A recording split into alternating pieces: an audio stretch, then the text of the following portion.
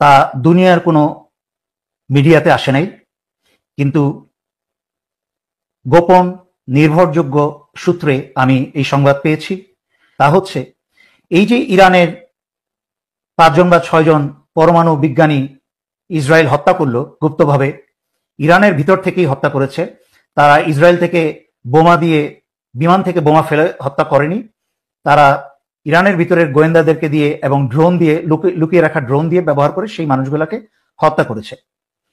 কিন্তু শুনে অবাক হবেন, ইরানে এখনো 500 থেকে 600 রাশিয়ার এবং চীনের পরমাণু বিজ্ঞানী নিয়োজিত আছে বিভিন্ন কাজে, এবং ইরানের বিভিন্ন আণবিক কেন্দ্রগুলা কমসে কম 200 থেকে 300 রাশিয়ান সৈন্য সেগুলো পাহারা দিচ্ছে সরজমিনে।